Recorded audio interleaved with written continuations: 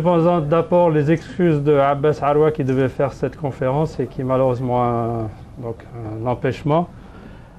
Et il m'a chargé de prendre la relève. Donc cette présentation, elle va aborder un thème qui est décrit dans le titre que vous voyez, qui concerne ce phénomène des révolutions arabes. Donc je ne vais pas reprendre des aspects que vous connaissez, que vous avez certainement dû suivre tout au long de ces derniers mois, de ces dernières années, mais essayer plutôt de faire ressortir certains enseignements que nous avons pu tirer de ces révolutions au niveau donc de notre mouvement principalement. Certains de ces enseignements sont bien sûr tirés du domaine public, que toute personne a en principe eu l'opportunité de voir, et certains autres sont assez spécifiques à nos contacts que nous avons eus avec des interlocuteurs dans ces pays, avec des partenaires que nous avons pu rencontrer. Donc on a pu aller dans certains détails de ces révolutions. Alors, bon, juste pour un rappel, je vais aller très rapidement, je pense 2 ou 3 minutes, il y a 2 ans, donc on vivait dans un autre monde. Hein. C'est bien de se rappeler ceci parce que maintenant on a des choses qui nous semblent acquises, on a de nouveaux régimes, on n'a plus Moubarak, on n'a plus Kadhafi. Il y a 2 ans exactement, si je ne me trompe, oui c'est bien ça, en novembre 2010, si un de nos prophètes illuminés se serait rendu devant nous pour nous dire qu'il y aurait eu de tels changements dans le monde arabe, on lui aurait rigolé à la face, donc tout simplement. Donc, vous auriez pris un Tunisien en novembre 2010 à Paris, lui dire que tiens, Moubarak dans 3 semaines il ne sera pas là, et il dit oui, allez, racontez ça ailleurs. Mais il y avait quand même, c'est bien au niveau de l'analyse de la situation sociologique, politique de ces pays, il y avait des considérations qui auraient pu nous laisser penser que quelque chose allait arriver. D'abord, il y a ce que j'appelle des peuples qui sont liés par une destinée, surtout si on parle du Maghreb, et j'ai choisi cette affiche où les gens parlent par exemple de la répression au Maghreb. Donc, bien entendu, il y a eu une union du Maghreb, mais malheureusement sur les choses négatives. Hein. Donc, elle ne s'est pas matérialisée sur à ce qu'auraient aspiré les peuples. Elle a eu, c'est plutôt pratiqué au niveau des répressions, des violations des droits de l'homme, etc. Donc nous étions des peuples devant des dirigeants, certains sont encore en place, qui n'avaient pas de vision pour nos pays. Donc j'ai bien choisi cette image-là parce que on naviguait, si on peut utiliser l'expression à vue, et certains d'entre eux ne sont plus là. Toujours est-il nous étions des peuples qui étions méprisés, marginalisés par des dirigeants qui nous semblaient, c'est ça le point important, indéboulonnables. Hein. Donc c'était des gens qui étaient là et pour toujours. Voilà, il fallait apprendre les choses comme ça. Alors, juste une petite note, quand je parle du monde arabe, juste pour éviter, parce qu'on a eu à en reparler de nombreuses fois avec nos frères à travers le Maghreb certainement, c'est que quand je parle du monde arabe, je parle d'une entité géopolitique. Je ne parle pas d'une entité ethnique. Hein, donc les choses soient claires. Donc c'est une région qui est définie comme ça. Ça inclut des Amazirs, des Touaregs, tout ce que vous voulez, même d'autres. Donc tout au long de ma présentation, le mot arabe signifie ceci. Alors je reprends cette fiche aussi qui a été préparée par Abbas Arwa, et qui faisait un petit peu une analogie qui nous concerne entre 2 mots qui sont assez proches sémantiquement, enfin plutôt sur le nom de la prononciation, du concept de hugra et de harga. Hugra, c'est-à-dire le mépris du citoyen, le fait qu'il ressent l'injustice, qu'il n'a pas ses droits, qu'il est bafoué par un régime qui en fait ne lui accorde pas le statut de citoyen. Et donc ça a créé une violence structurelle dans la société. Il n'y a pas une vie décente pour les citoyens, il n'y a pas d'horizon, avec tous les corollaires et des situations économiques désastreuses, etc. Et la réponse de la société jusqu'à un moment donné, c'était la harga, c'est-à-dire que les gens quittaient le terrain politique, le terrain social, le terrain culturel, pour aller un petit peu s'immoler, s'exiler, se suicider, en fait ne pas faire face ou s'enfermer dans un monde qui n'avait aucune chance d'amener le changement. Donc je vous laisse voir rapidement les points, je ne vais pas les lire pour vous. Et je pense que c'est une chose qui quand même est assez connue dans nos pays. Et à ce moment-là, donc, on se rend compte en faisant une analyse de ces révolutions que ce qui s'est passé dans nos sociétés, c'est que cette hogra, ce mépris de la société, en fait, existe dans tous les pays. Hein. Donc partout où nous allons, même des pays qui ont une tradition démocratique, qui ont des institutions, il y a toujours une partie de la population qui se plaint à tort ou à raison de ne pas jouir de tous ses droits, qu'ils soient économiques, politiques ou autres. Mais ça peut être une hogra résiduelle avec qui quand même les pays peuvent vivre. Nous étions entrés dans les pays du Maghreb dans une courbe ascendante où ça allait en s'amplifiant, et qui faisait qu'il y a eu plusieurs réponses à travers le temps à cette hogra, soit des manifestations de violence, de rejet du pouvoir, de démantèlement des structures sociales, etc. Et à un moment donné, il y a un point d'inflexion qu'il est très difficile de prévoir, parce que, et pour cause, enfin, dans les pays du Maghreb, il est venu d'une façon, dans le monde arabe tout entier, d'une façon apparemment subite et certainement qui n'a pas été prévu même parmi les plus érudits. Hein. Vous vous rappelez tous l'épisode de Madame Alliot-Marie qui vivait sur une autre planète pendant la Révolution et qui a fait une gaffe énorme sur le plan du comportement politique. Donc il y a un seuil d'ignition, donc il y a quelque chose qui se passe, et là on entre dans une autre période et qui se caractérise surtout par l'apparition d'une autre forme de contestation que nous appelons non violente. C'est ce que nous avons vu dans les pays comme la Tunisie, l'Égypte, etc., pour éventuellement, et c'est ce qu'on espère, arriver dans un état plus naturel, un ordre plus naturel, plus juste dans ces pays, avec la construction en fait de l'état de droit. Bien sûr, cette courbe ne donne pas des ordres de grandeur sur l'échelle du temps. On va en parler un petit peu. Ceci, bien sûr, construire un état de droit ne se fait pas par une manifestation en 24 heures, nous le savons. Donc, arrivé à ce point-là, alors, ce qui est étonnant, c'est que les peuples arabes ont bougé. Et là, je le répète encore une fois, ça a été la grande surprise, parce que personne n'y croyait.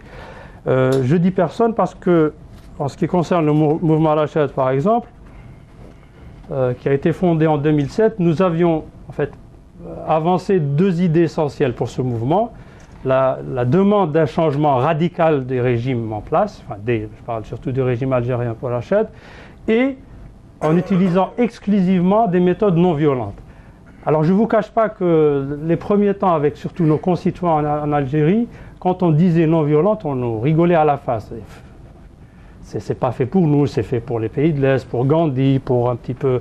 Mais nous, les Arabes, ça se règle au sabre, ça se règle à la baïonnette et c'est tout. Maintenant, si vous voulez déboulonner Toufir ou les généraux je ne sais qui, il n'y a pas de solution, il n'y a pas de contexte démocratique viable, c'est la violence. Et on était vraiment confrontés au niveau des débats d'idées.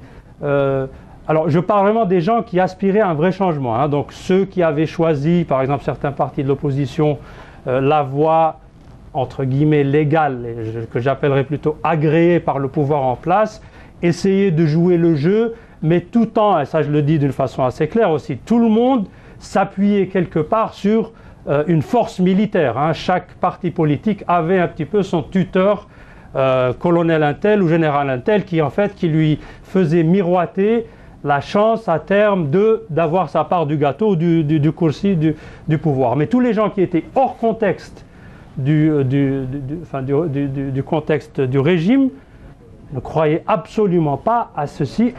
Pour eux, nos peuples n'étaient pas prêts pour cette résistance civile qui se devait d'être non violente. Donc ça a été ça, je pense, le premier enseignement qui a été une surprise. Il faut le reconnaître, agréable, parce que ce qu'on a vu dans des pays comme l'Égypte, la Tunisie notamment, bon, il y a eu des exceptions, vous les connaissez, la Libye, etc.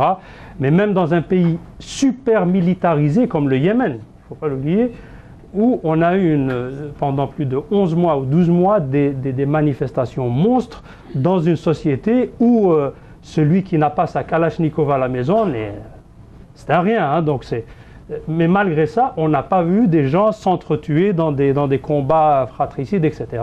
Donc, je pense que ça a quand même montré que oui, dans le monde arabe aussi, on peut espérer avoir ce genre de changement, donc avec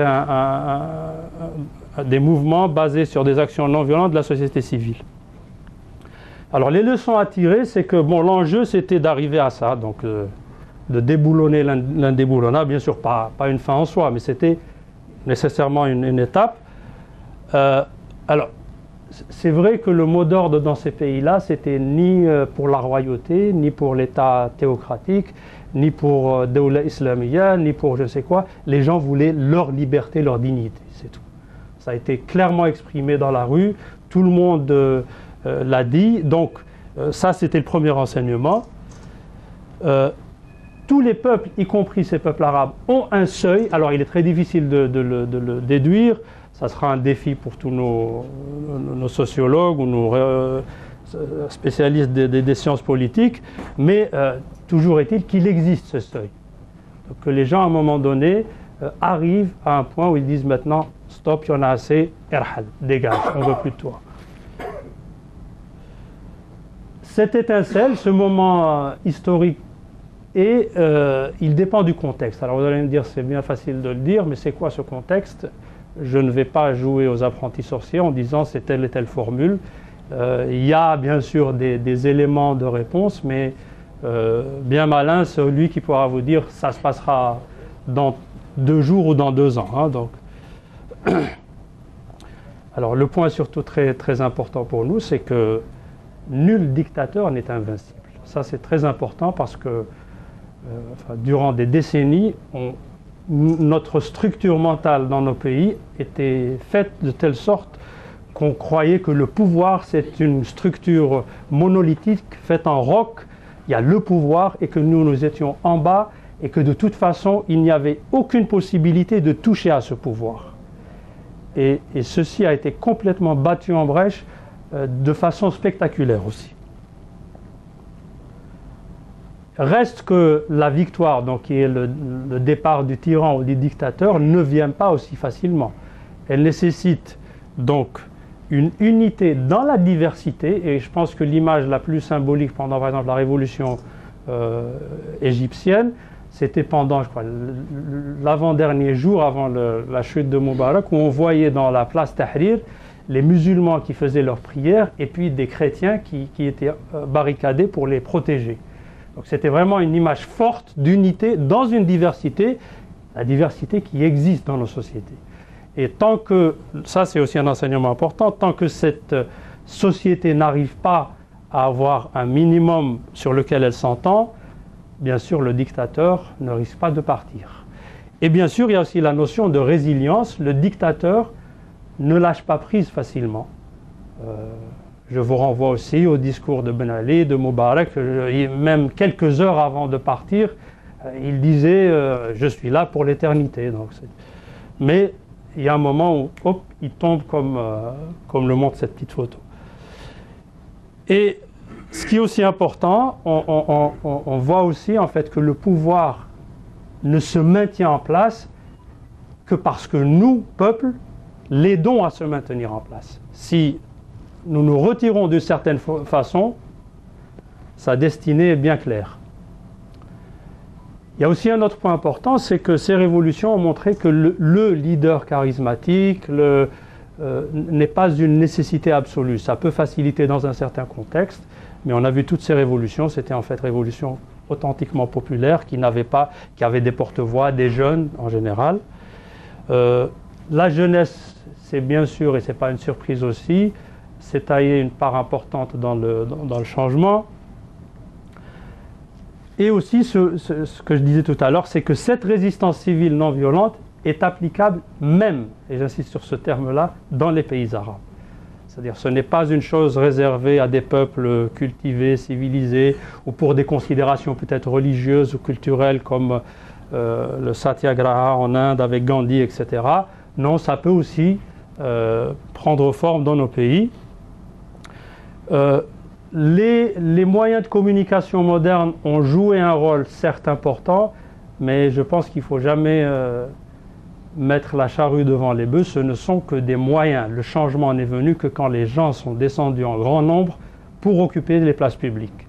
Alors, un téléphone, ça peut aider, mais si je reçois un appel et je ne veux pas aller à la manifestation, ben, le régime ne tombera pas. Donc il faut bien faire la part des choses.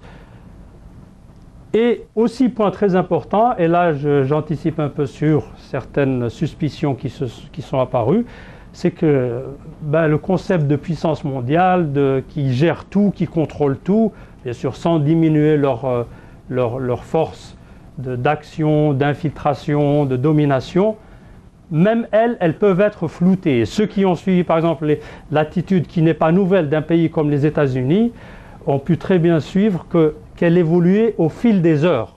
Et ce n'est pas une nouveauté, hein, parce que si on revoit par exemple la chute de Shevardnadze en Géorgie, il y a eu la même évolution. De Marcos aux Philippines en 86, c'était la même évolution. Ils l'ont soutenu jusqu'à un moment donné pour enfin lui dire « allez, maintenant dégage ». Il y a des pays qui bien sûr essayent d'influencer, mais je pense qu'il serait contre-productif de laisser croire à nos peuples que de toute façon vous ne ferez rien sans l'aval de ces superpuissances. Bien au contraire, je pense que nous devons tenir un discours contraire.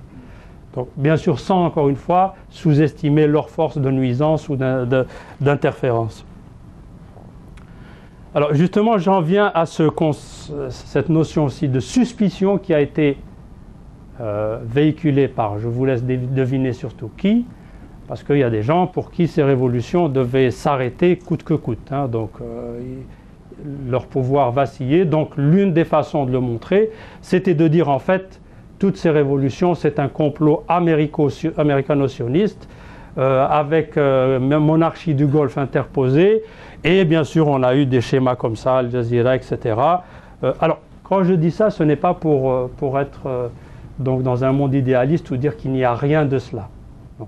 C'est justement vous inviter à faire la part des choses. Parce que je pense que ceci, c'est clair, il ne faut pas être naïf, il y a toujours des interférences. Il y a toujours des enjeux géostratégiques. Chaque pays a ses intérêts, ses deux dames et ses pions, etc. Mais ceci aussi a la particularité, ou surtout le côté négatif, un petit peu de diminuer le mérite de ces peuples qui ont quand même lutté pour leur victoire. Et donc, je le dis, les questionnements sont légitimes. Je fais par exemple référence au cas syrien aujourd'hui. Et on a quand même toujours des indicateurs assez clairs, c'est que quand il y a interférence étrangère, tôt ou tard elle devient visible, mais elle n'en enlève pour autant pas le mérite de ces peuples. C'est-à-dire que, par exemple, si je prends le cas de la Syrie, il serait presque malhonnête de dire que non, les Saoudiens, les Qataris n'interfèrent pas, les Américains sont neutres, les Français soutiennent la légitimité, je ne sais pas laquelle d'ailleurs, parce que s'ils soutiennent la démocratie, on se demande ce qu'ils faisaient en 92 en Algérie, etc. Donc bon, on voit tout de suite que chacun a ses intérêts. Donc c'est clair. Mais pour autant, ça ne serait pas aussi de laisser croire que le régime de Bachar al-Assad est quand même al-Muqawama, c'est la résistance, c'est face à Israël. Enfin, nous vendre des salades dans ce genre-là, ça ne passe pas. Donc il faut faire la part des choses, tout en étant très alerte et très critique sur ces interférences étrangères qui ont un agenda, il est clair, ça ne fait aucun doute, mais pour autant, ne nous présentez pas des dictateurs comme étant des champions de la cause palestinienne ou arabe ou je ne sais quoi. Alors, j'en veux aussi dans ces suspicions, il y a aussi des faits qui sont connus. Par exemple, en vous parlant de contacts qu'on a eu avec les acteurs des révolutions, nous savons que par exemple le groupe du 6 avril, qui a été l'un des moteurs de la révolution égyptienne, a eu des séances de formation par des groupes que certains lient à l'administration américaine, des institutions comme le Freedom House, comme le NDI américain, etc., avec comme vitrine visible des organisations comme Otpor de la Serbie, qui avait à l'époque fait tomber, chuter le régime de Milosevic, qui s'est transformé après en une organisation qui s'appelle Canvas. Donc ceci, nous savons que c'est vrai. Nous avons eu la confirmation directe des gens du 6 avril. Ils ont été entraînés, mais encore une fois, là, il faut faire la part des choses. Tout d'abord que la révolution égyptienne, elle a impliqué je dirais au bas mot, des centaines de milliers de personnes directement impliquées. Ces groupes-là, c'est quelques centaines de jeunes. Donc, il serait quand même, je dirais, inapproprié de dire que s'il y a manipulation, que ces centaines de personnes ont pu faire bouger des centaines de milliers de personnes. Et autre chose, je pense qu'il y a aussi un argument de poids, c'est de dire que ceci reste des techniques d'action. C'est-à-dire ces gens-là vont apprendre comment faire une manifestation, comment s'organiser pour éviter la répression d'un régime, comment s'organiser pour faire des demandes politiques qui auraient une chance d'avoir un consensus dans ces peuples, etc. Donc, alors, celui qui dit que ceci c'est de l'infiltration US, je le dirais aussi qu'attention, Internet, ça a été fait par le département de la défense américaine. Alors, toute personne qui a utilisé email dans sa vie est en fait un larbin de l'impérialisme. Hein. Donc, je peux pousser le raisonnement à ce point, ou d'autres choses comme des méthodes d'agriculteurs américains que j'essaierai de tester un jour dans le désert algérien pour dire non, ça c'est aussi, vous êtes un suppôt de l'impérialisme US. Et ce qui est aussi clair, c'est que pendant la Révolution, on a eu de nombreux messages comme celui-là ici, où les Égyptiens disaient aussi « là à Moubarak », dont un non à Moubarak. Pourquoi? Parce que c'est le pantin des Américains. Donc, et c'est un petit peu ça, cette diversité qui fait que, qui arrive à s'unir dans une unité d'action qui évite les dérapages où un tel groupe, qui peut toujours être infiltré ou manipulé, n'impose totalement ses vues sur le reste de la population. Le deuxième exemple, moi, c'est tout simplement ce que j'appelle le contexte géostratégique, surtout dans le Moyen-Orient. Alors bon, je ne vais pas trop faire discurser là-dessus, mais je pense qu'il y a quand même une différence entre cette photo et celle-là, quelle que soit notre prise de position. Hein. Donc je ne peux pas dire que l'Égypte de Moubarak d'avant la Révolution, elle était mieux parce que elle était contre le complot américano-sioniste financé par les Saoudiens et elle défendait la nation arabe. Bon, alors là, donc ça serait quand même trop gros. Alors, encore une fois, je n'idéalise pas, je ne dis pas que cette photo-là, c'est la panacée, tout est bon, mais je pense qu'il serait quand même, on serait mal en point de dire que la période d'avant était sur ce point-là meilleure que celle que nous vivons. Alors, il y a eu un effet d'entraînement, c'est clair. L'effet d'entraînement est évident. Bon, ça, c'est des cyber-activistes égyptiens qui montraient qu'en fait, ils s'étaient inspirés de la révolution tunisienne. Donc, hein, là, ils font un exemple un petit peu théâtral où ils essaient d'installer un programme, d'installer la liberté en Égypte et il y a un bug qui apparaît, il leur dit non, on ne pouvait pas l'installer jusqu'à ce que Moubarak parte. Donc on voit qu'il y a effectivement des similarités. Alors, j'ai pris quand même plus de temps que je ne voulais pour parler du passé. Maintenant, je pense qu'il est important qu'on passe aussi du présent et de l'avenir. Alors, les révolutions, bon, on peut dire que c'est bien ou moins bien selon, mais toujours est-il qu'elles ne peuvent pas être une fin en soi. Donc, et on le voit maintenant, c'est qu'en fait, il y a maintenant des défis. Des défis avec des labyrinthes, quel est le chemin à prendre, quelles sont les priorités, etc. Alors, ce qu'on a appris, c'est que renverser un dictateur ne peut pas être une fin en soi.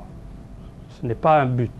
Donc, ce n'est pas un but final, tout au moins. Hein. Et puis, quand passe l'euphorie de la victoire, qui est certainement justifiée, les gens étaient certainement, sincèrement heureux de leur victoire, on ne peut pas l'ignorer, mais il y a des problèmes qui viennent après. Entre autres, qu'en général, après ces révolutions, le peuple veut tout et tout de suite. C'est-à-dire, c'est ça. Les attentes sont tellement grandes que maintenant, celui qui n'avait pas de logement, il s'attend à voir son appartement. Celui qui n'avait pas de boulot, il veut tout de suite. Celui qui a été lésé par la justice veut prendre sa revanche, etc. Et il le veut maintenant. Donc, bon, ce genre d'état n'existe pas encore parmi les humains. Donc, il peut tout régler tout de suite. Et aussi, ce qu'on voit, c'est que les mentalités et les structures héritées de l'ancien régime ne disparaissent pas de suite. Parce qu'il y a toute une structure étatique, une administration, des forces de sécurité qui sont là, qui sont présentes. C'est des gens qui, même s'ils ne sont pas sous l'ordre de Ben Ali ou Moubarak, ont une certaine façon d'agir, ont une certaine façon d'appréhender les problèmes. Alors, l'un des premiers enjeux pour tout pouvoir qui vient après, c'est d'abord assurer la sécurité. On voit que, bon, ça dépend d'un pays à l'autre, mais l'enjeu est énorme. Par exemple, en Libye, il est peut-être moins grave dans d'autres pays. Et surtout, impliquer le peuple d'une façon directe dans les grands choix qui vont se faire, de manière sincère et aussi avec une démarche politique cohérente, parce que c'est ça qui va susciter la confiance de ces peuples dans l'avenir et dans un processus de construction démocratique. Quand les gens sont impliqués, quand ils prennent confiance, là on pourra tempérer ce point-là de vouloir tout de suite. Donc,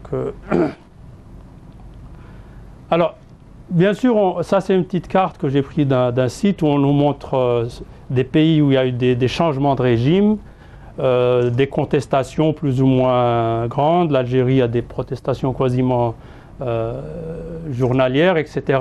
Alors, ce qu'on a constaté, c'est que pour les pays qui ont eu des révolutions, ils doivent faire face à la contre-révolution. Et je citerai un exemple tout simple, encore une fois, de sources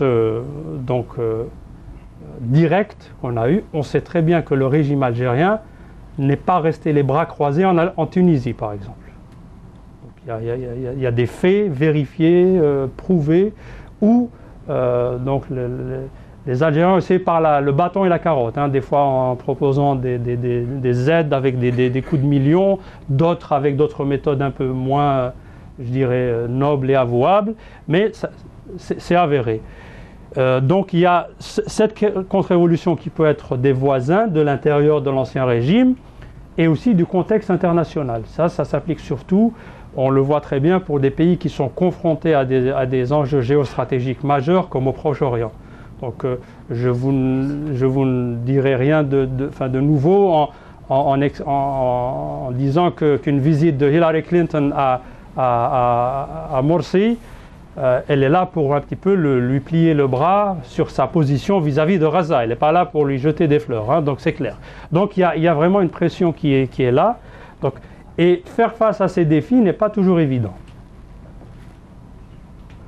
Alors, les nouveaux pouvoirs qui se mettent en place auront aussi à régler des choses très concrètes pour la population. Parce que c'est vrai que tout le monde, oui, on change de régime, etc. Mais après, il va falloir avoir le droit auquel aspirent tous les citoyens, la sécurité, la formation, l'éducation, la santé, le travail, la liberté, le droit à l'expression. Et donc, ils doivent gérer le présent en garantissant ses besoins fondamentaux. Gérer aussi le passé, parce que les gens n'oublient pas, et nous le voyons par exemple, n'oublient pas ce qui s'est passé, donc ça nous laisse présager un petit peu de ce qui va se passer à un moment donné chez nous en Algérie. Après 4 ou 5 décennies, il y a des choses qui ressortent en Amérique du Sud, dans les conflits qu'ils ont vécus. Donc il faut le gérer, alors d'une façon bien sûr juste, équitable, et aussi avec un certain doigté qui évite d'autres conflits aussi. Donc il va falloir faire les bons choix. Et bien sûr, le futur qui est le but de ces révolutions, c'est effectivement de construire des états de droit et des institutions qui, justement, n'existaient pas du temps de cette dictature. Il y a aussi des choses à bien penser pour le futur, c'est que nous avons souffert durant des siècles dans nos régions de cette maladie qui est en fait toujours là, j'espère qu'il ira en s'estompant, de résoudre les conflits politiques par les armes. Donc je pense que ceci sera l'un des plus grands défis. Comment s'assurer de dire plus jamais ça? Parce que il y a aussi d'autres choses, c'est que les élites politiques, vu qu'on n'a pas encore une culture politique au point, elles peuvent se laisser entraîner dans des choses charlatanesques de ce genre-là, avec le zaïmisme, c'est-à-dire l'homme providentiel, un petit peu la folie des grandeurs, qui peut toucher toutes sortes d'élites, et j'insiste qu'elles soient laïques ou religieuses, parce qu'on le voit dans un certain pays d'après-révolution, où certains, par exemple au nom de la religion, veulent un petit peu se présenter comme ayant l'exclusivité de présenter la norme qui sied pour le pays, et etc. Et d'autres, hein, qui peuvent être dans l'autre versant de l'histoire. Donc ça, nous devons vraiment mettre en place. Alors vous me direz comment concrètement? Il y a bien sûr je vais venir à ces méthodes-là, il y a toute une batterie de mesures qui feront en sorte, par exemple, on a eu des contacts avec certains de nos voisins, par exemple en Tunisie, ça peut aller du symbolique, c'est-à-dire que quand on a dorénavant un dirigeant, qu'il fasse des efforts clairs de couper le train de vie de l'État, hein, donc un petit peu le faste de la République, qui est dans un pays par exemple comme la France qui prend des proportions énormes, parfois choquantes si on le compare à d'autres pays nordiques ou d'autres, et faire en sorte aussi qu'il y ait plus de transparence, qu'il y ait plus de redevabilité des élus, faire en sorte que tous ces nouveaux pouvoirs ne sombrent pas dans cette facilité qui existait chez les dictateurs d'avant, où on trouve des coffres de Ben Ali pleins d'argent en cash, on sait d'où, qui c'est qui les a pris, ou de Bouteflika qui se comportent de la sorte, etc. Donc des méthodes, enfin, construire une mosquée à 3 milliards d'euros à sa gloire, c'est des choses qui doivent être totalement bannies. Je préférais un excès dans une certaine forme d'austérité pour vraiment donner le signal politique fort que ceci, on n'en veut plus chez nous. On veut des commis de l'État, des gens qui auront assuré la responsabilité du bien-être des citoyens, mais pas excusez-moi le terme, de clowns qu'on présenterait de la sorte. Alors, les choses que nous apprend aussi l'histoire, c'est que ces enjeux, ces défis, ces périodes de changement prennent du temps. Nous sommes en France, je ne vais pas refaire l'histoire de la France, je suis d'ailleurs pas qualifié pour ça, mais si je prends la période 1789 à 1848, qui est en gros celle où l'on considère que la France d'aujourd'hui s'est quand même façonnée pendant cette période-là, c'est une période qui s'est étendue sur un demi-siècle environ, avec terreur, première révolution, première république, restauration, etc. Donc on était dans des ordres de grandeur pour arriver à une certaine stabilité. Enfin, même en France après, ça c'était pas tellement stable, mais enfin les grandes lignes de la République étaient quand même tracées. C'était un demi-siècle. Quand on arrive dans les années 70 avec la révolution des œillets au Portugal, ça a pris quand même une bonne dizaine d'années, et puis un très grand boost par l'adhésion du Portugal à l'Union européenne. Donc, parce que ça a imposé des normes démocratiques, un certain type de fonctionnement de l'État qui a grandement facilité donc l'accession du Portugal à cette nouvelle forme d'institution de l'État. Alors en arrivant un peu avant nos révolutions arabes dans les révolutions des pays de l'Est, on a vu qu'il y a une accélération de l'histoire. C'est que les peuples étaient bien sûr peut-être sur des plans de culture politique ou de culture tout court, hein, un peuple tchèque ou peut-être polonais a quand même des indices enfin un peu plus élevés que chez nous dans le monde arabe. Ça a été assez vite, hein, donc il leur a fallu le temps de mettre en place en fait un processus électoral. Et on voit que 18 mois après, dans les pays arabes, les choses semblent évoluer quand même dans le même contexte. Alors, vous connaissez tous l'actualité, ce n'est pas joué pour autant, ce n'est pas gagné, mais quand même, quand je prends l'exemple de la Libye, il y a peut-être 6 mois ou 1 an, on s'attendait à ce que ça soit l'Afghanistan. Hein, donc, qu'il y ait maintenant ces transitions, ces conseils élus, qu'il y ait eu des élections même. Il faut savoir qu'en Libye, le mot élection n'existait pas. Qu'elle soit truquée ou pas, il n'y avait tout simplement pas d'élection, c'est tout. Donc, alors que les gens aient pu, dans un temps record, organiser des élections qui ont été, ma foi, assez transparentes et justes, c'est déjà un acquis qui est très, très grand. Et puis là, il y a des raisons pour cela.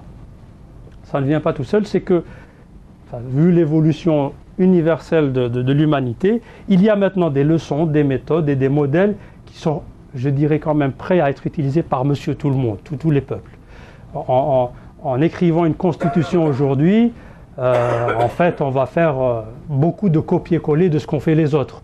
Hein, il y aura peut-être certains 2 ou 3 articles qui sont spécifiques à notre façon de voir, mais en gros, les modèles sont quand même là. Il y a suffisamment d'expérience universelle pour permettre au processus d'aller assez rapidement. Alors, on en arrive dans notre cher Maghreb. Alors, il y a 2 pays. J'ai pris les 2 pays phares, l'Algérie et le Maroc. Bon, je ne sais pas s'il y a des frères marocains aujourd'hui, mais ça, je vais permettre de leur taper dessus. Alors, le Maroc, la solution a été trouvée rapidement par le roi et ses conseillers, c'est que j'ai réformé la constitution, je laisse les islamistes gouverner, c'est bon, on a la démocratie. Voilà, donc c'est ça la solution. Il y a à circuler, il n'y a rien à voir. Donc, chez nous, nous avons aussi un autre langage. Alors, le discours officiel maintenant revendique octobre 88. Il y a quelques années, je ne sais pas qui c'est qui a envoyé des chars tirer sur les gamins qui chahutaient, mais bon, apparemment, ce n'est pas le même régime. Donc, nous avons eu octobre 88, nous avons de l'argent, et nous avons Bouteflika, sous l'œil bienveillant du DRS, bien sûr, et puis ça y est, c'est tout bon pour nous. Donc ça, c'est un petit peu le résumé du discours officiel. Bon, alors je vais me concentrer plus, pour des raisons peut-être évidentes, sur le cas d'Algérie. Alors, la stratégie contre-révolutionnaire du pouvoir, c'est-à-dire qui veut endiguer toute forme de contestation qui amènerait au changement qu'il ne veut pas, c'est-à-dire le pouvoir ne veut pas, c'est le carnet de chèques. Donc, il suffit de sortir, de te casser quelques lampadaires, et de dire on veut 300% d'augmentation pour nous, policiers, infirmiers ou je ne sais quoi, c'est réglé, pas de problème. Il y a un maillage policier que j'appellerais soft, c'est-à-dire qu'il évite, comme le montre le point après, la répression sanglante, mais toujours est-il que l'appareil policier, donc je n'ai pas voulu mettre les chiffres, mais nous sommes dans un degré de militarisation de la société qui équivaut à peu près à un facteur 3 ou 4 de la moyenne mondiale. Donc nous sommes à plus de 25 policiers ou assimilés par 1000 personnes, donc ce qui est énorme. Et c'est pour ça qu'on a eu la révolution bleue, je ne sais pas si vous avez entendu parler de ce terme-là, en février 2011, quand on a eu 50 000 policiers qui manifestaient, entourés par 5 000 manifestants de la coordination du changement, je sais. Donc c'était la révolution bleue en fait. Et le pouvoir maintenant, donc il investit énormément, pas plus tard qu'il y a 3 jours, on a vu un appel d'offres dans des journaux où on demande 5000 véhicules 4x4 sécurisés, je ne sais pas quoi, tant d'hélicoptères, Donc c'est un marché qui rapporte pas malheureusement, mais pour lequel l'État algérien dépense énormément sur le plan de la formation, des techniques, etc. Le choix a été fait, c'est-à-dire être prêt à toute contestation et la faire de la façon la plus professionnelle possible parce qu'ils savent très bien qu'ils ne pourront pas gérer à la manière d'octobre 88.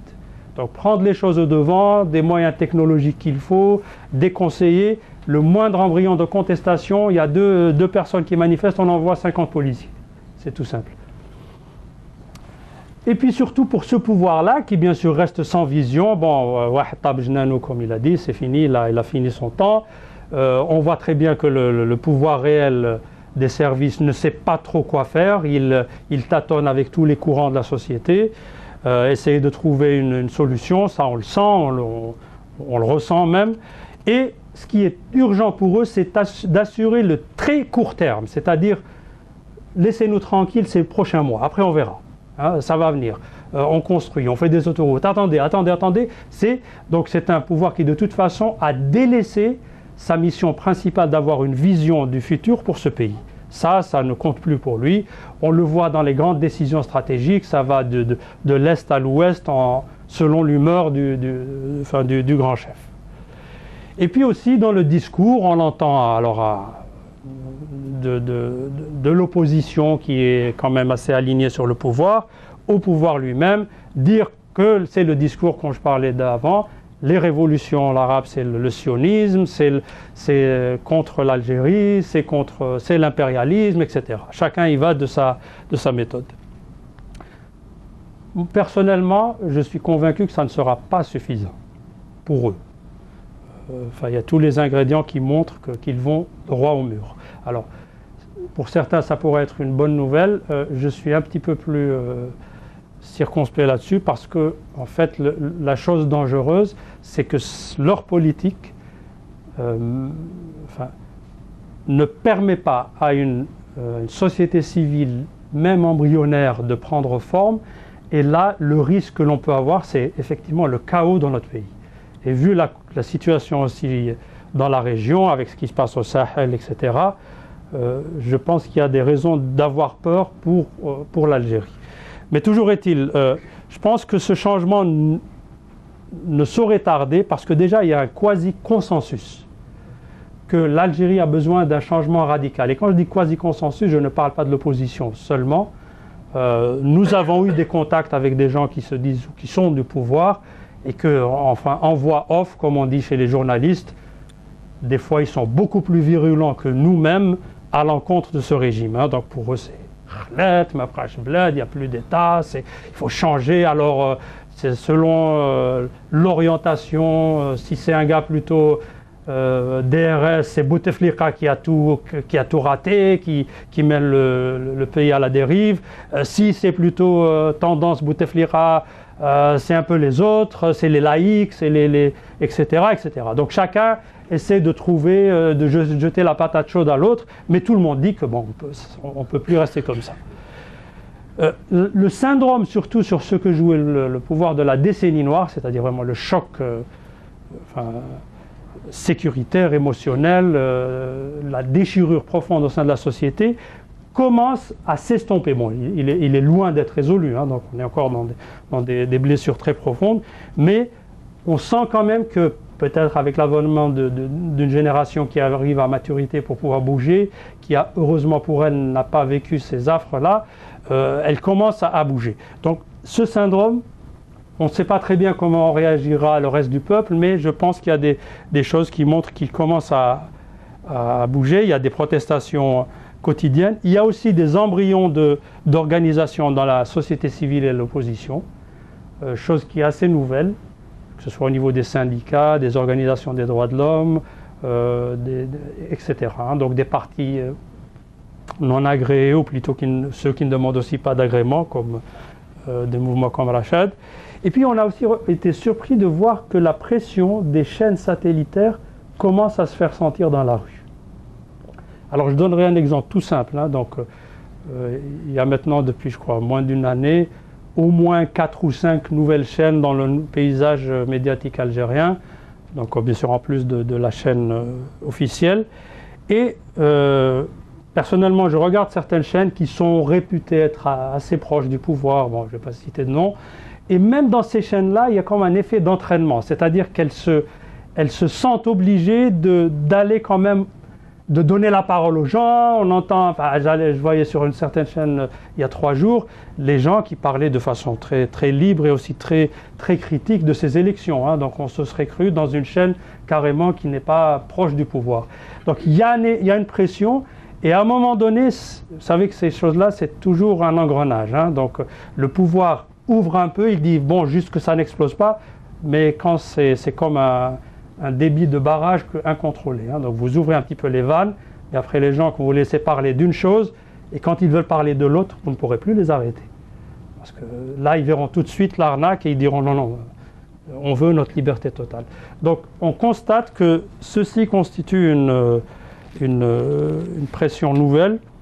Pour nous, enfin, je parle de Rachad, on avait mis en place un processus qui nous a pris 5 ans pour le concrétiser, donc vu des moyens quasi dérisoires dont on disposait, on est, je crois, parmi les plus faibles sur la scène médiatique, mais on essaie quand même de s'accrocher. Mais on avait déjà identifié ce canal de travail, d'action politique depuis déjà plusieurs années. Hein, donc. Alors, ceci nous ramène un petit peu aux enjeux du Maghreb, le Maghreb, le Grand Maghreb, je ne dis pas le Maghreb arabe, le Grand Maghreb, donc la région, enfin un petit peu l'Afrique du Nord. Bon, je ne vais pas faire d'exposé économique ou stratégique, je pense qu'il faudrait être tout simplement aveugle ou dupe pour ne pas voir l'importance stratégique pour nos peuples d'avoir une entité Grand Maghreb. Hein. Donc c'est tellement évident qu'on se demande en fait qu'est-ce qu'on a fait pendant ces 50 dernières années pour ne pas le faire. Enfin, tous les ingrédients sont là. On voit que d'autres peuples, que tout sépare. Hein. Je ne vois pas ce que fait un Bulgare avec un Suédois ou un Portugais. Ça fonctionne. Alors dites-moi s'il vous plaît quelle est la différence entre un Oujdi et quelqu'un de Marnia. Bon, il faut vraiment chercher midi à 14h. Donc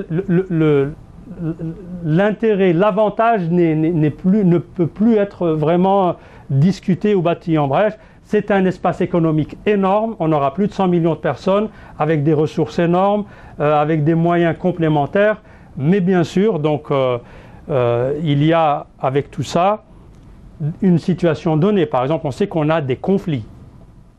Toujours est-il qu'en les regardant de plus près, les conflits, en fait, ils sont entretenus par les régimes actuels. En prenant le plus emblématique, le fameux conflit du Sahara occidental, voilà, c'est l'absurde qui dure. Enfin, de l'absurde, je ne suis pas de ceux qui donnent raison à l'un ou l'un des autres camps. Pour moi, les deux régimes sont exactement identiques. Hein. C'est la position du mouvement Rachad. Pour nous, le Maroc est encore une dictature un peu plus soft, peut-être que dans certains aspects que l'Algérie, mais bon. Et je dirais même que, au risque un petit peu de déplaire à nos frères marocains, que sur certains plans, je prendrai le plan des droits de l'homme par exemple, le Maroc de 2012 a un déficit plus grave que l'Algérie de 2012. Et je le dis en tant qu'Algérien qui a des problèmes sur ce plan-là. Mais pour être assez objectif, les données, les chiffres, le nombre de cas, la torture, les procès inéquitables sont de nos jours plus graves au Maroc que dans l'Algérie. Alors, donc, mais toujours est-il que pour moi, les deux régimes sont en fait des freins à toute évolution positive. Alors bien sûr, tout le monde pense que c'est la bonne chose, mais c'est attrayant, mais il y a quand même des prérequis pour y arriver. Alors, je pense qu'on peut le résumer en une chose toute claire, c'est qu'il faut un changement radical dans les deux pays. Donc, ça ne pourra pas se faire, en parlant du Maghreb bien sûr, avec l'un ou l'autre côté. Alors, c'est possible qu'il y ait un effet d'entraînement, donc s'il y en a un qui démarre, que ça facilite vers l'autre. Alors, pour aller vers quoi, je présenterai après des scénarios.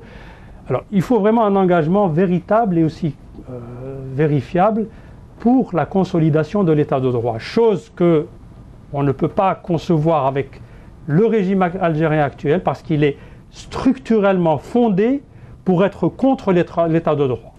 C'est assez violent ce que je dis, mais c'est vérifiable. Donc c'est vraiment sa structure, ce n'est pas une question d'homme, ce n'est pas une question d'enlever Bouteflika et mettre un autre, ou changer tel généraux dans le DCIS à la place du... etc. C'est vraiment la structure qui doit être changée de fond en comble. On doit avoir bien sûr un processus d'élection libre, des nouvelles constitutions qui sont basées sur des choses, encore une fois, universelles et admises par tout le monde, les droits de l'homme, les libertés fondamentales. Un aspect très important pour nos deux pays, c'est ce que j'appelle le contrôle démocratique des forces armées.